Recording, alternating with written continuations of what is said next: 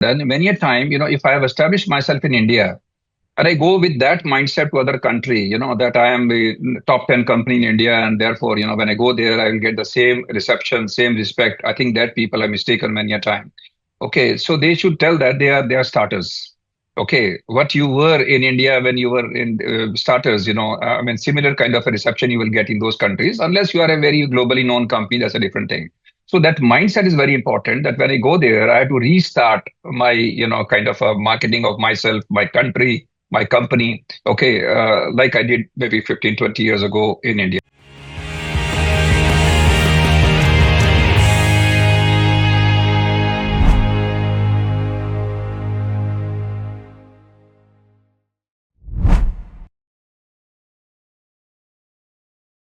Hello everyone. Welcome to the 10th episode of 21 Minute Pharma Edge powered by Game of Pharma. And today we have with us a very special guest, Mr. Ashok Bhatia sir.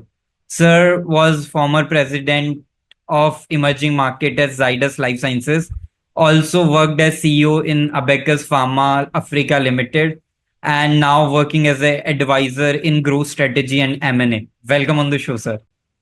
Thank you. Thank you. Sir आज का topic like बहुत interesting है because I have like hosted many of the experts right and same like conclusion यही निकल के आता है कि वेन एवर सम कंपनी एक टेरिटरी से दूसरी टेरिटरी में एंटर करती है राइट आई थिंक वो एक उनका न्यू बेबी फेज होता है राइट कि जहां पे again they need to start from the scratch right कि again they exploring a new market, again they need to handle that talent right, again they need to do little like market research, all the phases like start from the scratch right. कैसे एक company define करे कि now it's the right time to enter in a overseas market sir? Okay. See, uh, एक चीज तो ये है कि इंटरनेशनल मार्केट में जाना बस स्वाभाविक है. It's very natural because we know that India is just maybe 2% of the global market. Okay, so and 98% market is lying outside India. And now, particularly when India is being highly respected as a pharmacy to the world or a healer to the world, that the times are gone, when Indian medicines were seen as Indian medicines typically. Now it's seen as a globally equally quality medicine. So now is a good time, basically, when people are venturing out of India. Okay, so there are two ways of looking. There are two kinds of companies. There are companies who first, have established themselves in India. Okay, as I said that they are into 2% market, and the time for them to expand. So therefore, that's a good time for them to start looking out of India and expanding. But there are companies today who are seeing, the potential of exports or potential outside India, and they right from the beginning they think and develop their capabilities only in export market. Okay, so therefore, I mean, they start straight away with export, even ignoring or skipping India. So, any time when you're ready, it's a good time to go into those markets, I would say. Perfect, like Yeah. agree to your point. And then same I think but यहाँ पे भी sir एक phase आता है right कि Uh, हमारे को जज करना is quite easy right so to जज मी आई विल जज my self as a expert of everything right but I am not right so same I think sometimes goes with the companies as well like small or mid-sized companies so कि international जाना है so same I think जब मैं Shark Tank भी देखता हूँ right so when sharks were there right कि 5 sharks are sitting there and then company pitch them कि now I'm trying to expanding into the US and UK market as well. I think वहाँ पे the main questions that shark rise is कि do you think कि आपने India का market fully captured कर लिया है या फिर is it a good time because वो ग्राफ का जो कर्व है वो अभी लाइक वो आपके जो फेवर मार्केट फेवर में आने लगा है and it's time to taking this dam strategic initiative is it feasible और नॉट राइट सो मेरा नेक्स्ट आई थिंक क्वेश्चन भी यही है कि what are the those capabilities that is essentials to begin the export market because considering yourself it's simple right and the concept to market is totally different right so yeah I just want to know from your end. Sure. See, one thing is very clear. One should understand that this is a complex business with a lot of complexities, a lot of regulation, a lot of compliances. So one cannot take it for granted that, I know the business and therefore I can, get it. So first thing is that one should be mentally prepared that am I prepared to get into this kind of complexity? That is point number one. Point number two, before I tell the capability required, and many a time, if I have established myself in India, and I go with that mindset to other country, that I am the top 10 company in India, and therefore, when I go there, I will get the same reception, same respect. I think that people are mistaken many a time. Okay, so they should tell that they are starters. Okay, what you were in India when you were in starters, I mean, similar kind of a reception you will get in those countries, unless you are a very globally known company, that's a different thing. So that mindset is very important that when I go there, I have to restart my, kind of a marketing of myself, my country, my company, okay, like I did maybe 15, 20 years ago in India. That's point number one. Point number two is the experience and knowledge of this complexity is the first requirement. Okay, not that everybody who has money or who has intention can start this business. I think either you have yourself or you hire people who have that experience and knowledge of these complexities. That is the first requirement. And if I to further go into details, the three things that what, why, where, and how. I normally call it three wives and one husband. Okay. So what I should be selling, where I should be selling, which market I should prioritize. And then is, that why? I mean, what is that, kind of a key factor which I should go to a particular market, a particular product. The last is, of course, my skill that how should I do that?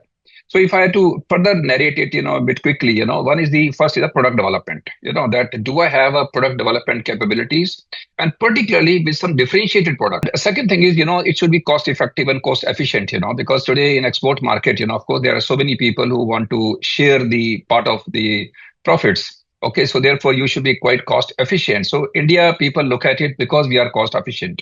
So if you as a company are not cost efficient, and you can, that is, you can give quality at a good cost. I mean, you probably may not get that priority kind of a thing. And then, of course, the potential of that market. So many a time we look at what is selling in the market and try to take a market share. According to me, that's a very myopic way of looking at it because there could be some products which nobody has done justice to. So therefore, you should look at the potential of the product, right, from the disease profile, from the customer preference point of view.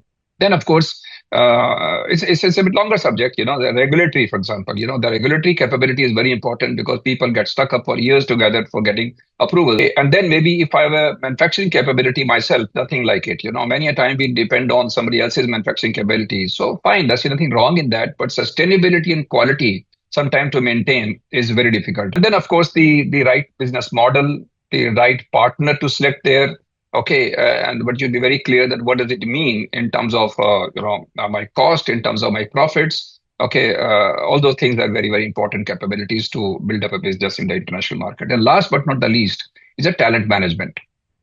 Okay, yes, you can send some people as expats, but I think it's very important when you go in a country, and particularly want to expand your business. I think you need to trust, respect, and develop local people, and that's what the governments want. That if your company coming as an investor, I mean, you should try to help our people get jobs, develop them, educate them. So that also we should be having preparedness to use the local talent. It also helps me probably in managing my cost better. Okay, so these are the some of the top of the mind list which one should look into it. And then when I was doing this research, right, that internationally, like what, uh, which countries are more uh, like easy to enter for pharma, right? Also, I think pharma professionals also consider Africa as a easy to begin and easy to enter market in terms of their drugs and all other stuff. Mhm. So, what's your views on this? I think you had that experience as well, right? And sure, historically, what you say is yes, not wrong. Africa has always been thought as an easy market to get into. The reason was there was always a potential to grow because of the disease profile and the underdeveloped nature of those markets. There were softer regulatory barriers. I mean, regulation was not very tough because they needed, us more than what we needed them. Okay, so they were this thing, and then the lack of local competition was not very at that time, causing you resistance because there were very very few companies, who would locally be able to, sell it. And another thing is, our disease profiles are very similar. See, India some time ago, we were basically more focused on infections, acute, malnutrition, malaria, those kind of things. And Africa particularly had a similar kind of disease profile. So whatever products you had in your kitty, it was possible to export those products into those markets. But the landscape is now changing. I mean, that we need to understand. Africa is no more that Africa that we used to perceive and think. It's changing and changing for the good. So I think, therefore, I think, yes, you're right. I think it was a market which was a shade easier, but now by the day, it's becoming equally challenging like many other markets.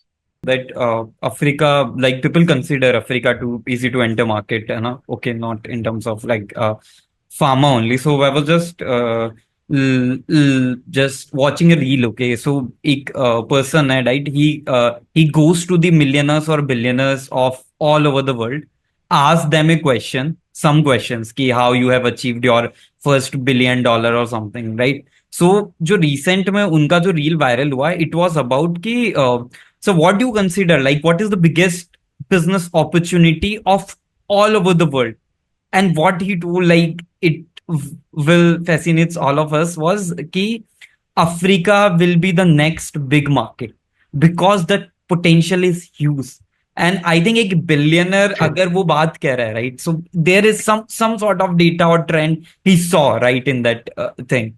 So I think what's your views in this key, sirf not for the pharma, I think for all of the space, and why, I think what are the 2-3 factors? I think first पहले जो थे like around 2000 to 2010, I think countries were considering India as a huge market, I think, and कहीं ना कहीं वो साबित भी हुआ for those countries जो internationally sports wear लेके आए, internationally I think फार्मा में भी एंटर हुए, but in pharma I think India के लिए थोड़ा ऐसे साबित हुआ that they need to take help of domestic companies as well to penetrate in this market, right? Yeah, But what, yeah, yeah. how you consider Africa this, like what are 2-3 factors that thinks ki yeah, Africa can be that big market for them? Sure. I think for the moment, let us stay focused, given the time, focus on healthcare industry. I mean, I'm not saying only pharma, but the entire healthcare industry.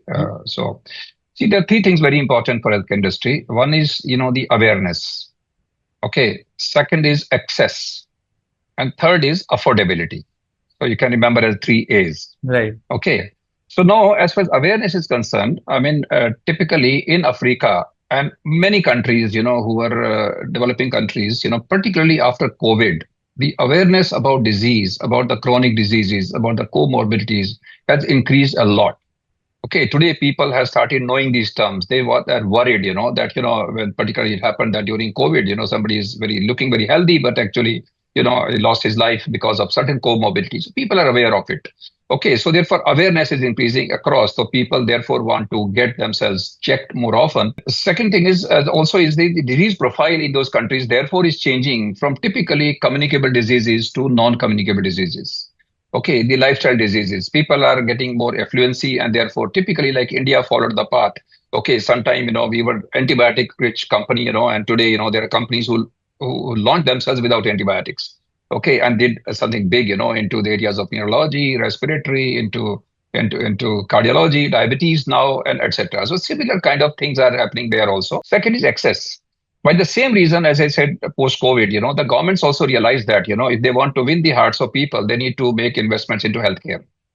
Okay, so therefore, the more investments are happening, new hospitals are coming up, and also the public insurance sector is increasing. Like in East Africa, particularly NHIF, which is already into 2 countries. Now we keep hearing that the third countries, like Uganda, now any moment it might happen. So therefore, the government support is also increasing. And by the same token, the private business people, the private healthcare business, also they're seeing opportunity and they are expanding their network into those countries.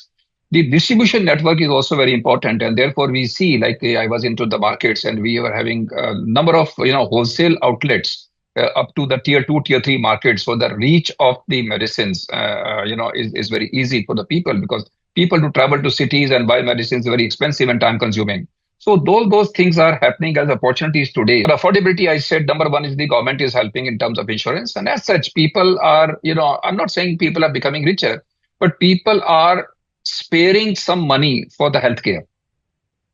Okay, which was not a concept earlier. Okay, so there people, some kind of money they keep aside, for healthcare. So priority is changing, So it's not only the money for the marriages or money for the education alone, it's also for the healthcare. So all things put together, I think all the three A's are applicable, namely the awareness, the access and affordability, even in Africa. So therefore, those are the opportunities which are very important. Apart from it, there's a good OTC opportunity in those markets in East Africa, particularly because he's still, around the 30 to 40% people. They want to just go to a retailer and find out what is the medicine available for that, and therefore OTC market is still there. And then, of course, as the lifestyle medicines, people have awareness, so those things can be promoted and sold in the market.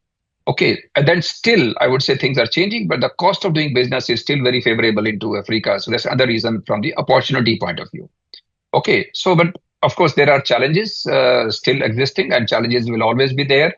And the challenges, if you ask me, the regulation is becoming more and more stringent because even African regulation, they have understood that people sometimes use us as a dumping place. So I think no more. I think they are very, very strict. Most of the consignments are checked, okay, before they come in, and sometimes the manufacturers they get surprised. They are rejected. And then there's no hearing. So that's one. Local production is increasing now. A lot of local licenses because every country has understood, so-called learning from India's Atmanirbhar. So everybody thinks, that humko bhi kuch hona hai. So that's what is happening. And therefore, by default, there will be some kind of protection for the local industry, some kind of tax benefits for the local industry. So I think that also one has to be, not worried about, but one has to be prepared for. Then still the banking system or the credit risk is a little bit there at the retail level at those places. So one has to cover for that as well, try to systems and processes so that, one should not take risk in, dumping too much of stock somewhere. So inventory management, all these are very important. The last but not the least, I think is still all said and done. It's a highly technical area. So we need a lot of talent to manage this business, a people intensive industry.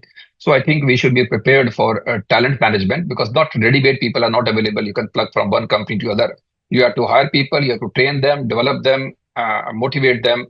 And if you send people from India or maybe something, that's expensive. So you have to strike a balance between both expats and local people. So these are some of the opportunities and challenges for the market that you're talking about. Yeah. Cool, sir. I think agree to your all points. And then to make it fun, this podcast, I think same. There is a culture in Okay. 21-minute Pharma Edge for the rapid fire questions that I'd like the most. So I will ask you some of the questions and you need to answer them in a phrase or a word. Okay. So Okay. so the first question is, what's tougher, regulation or supply chain? I would say regulation. Okay. So what's more powerful, data or relationship? Relationship based on data. Okay. Got it. Yeah, very deep, I think. Yeah, it took me some time to understand your phrase, but yeah, Yeah, it's you should know about the people, before you try to develop relation, and that's your data, that's your, information about it. Yeah, right. So Africa in one word for pharma lens, right? I would say land of opportunities. Cool. You can take only one thing to your Africa launch meeting, PowerPoint deck or power nap. Ah, say again.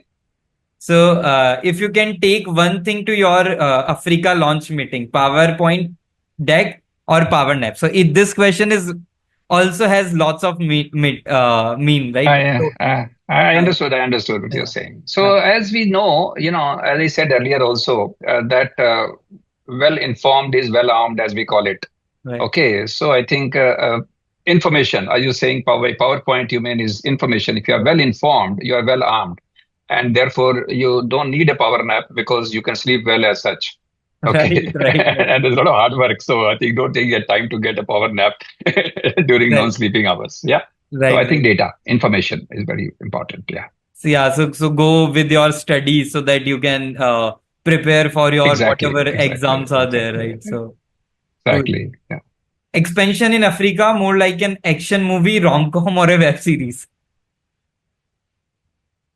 Of course, web series, because it's a long-term sustainability is important, so that it should sustain the interest of the market for a long time. So it's not just one time, 3 hours or so. So I think I would put it a long playing web series.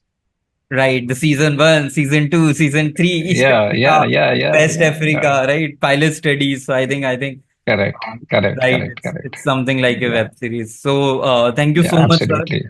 for this Thank podcast. you, I think thank you. I learned a lot. Like I was not aware of that much information about the expansion opportunities. I think there are some little, like we just keep it really basic so that person can understand, like if someone is entering just entering into the market, right? So yeah, if you have any parting thoughts to share, I think audience will be happy to learn that as well.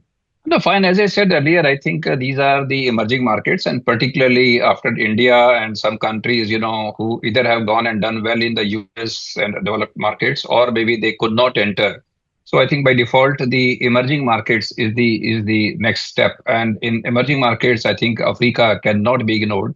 Okay, and we have talked about the part of Africa, but Africa is a huge kind of continent with all variety of businesses, variety of markets. So I think one should not ignore, and one should really take good notice of it, but make a good preparation. My only parting thought is don't take Africa for granted. Take it as a serious market if you want to do a serious business, long-term business, and a profitable business in Africa. Yeah, Cool, thank sir. you. Thank you so much for this Thank you, Lokesh. podcast. And Always a pleasure again, I talking just to want you, to and host you with a new appreciate topic, your I think. efforts. Yeah, Thank you yeah, so yeah. much, sir. Bye bye. Bye bye, sir. Thank you. Bye bye.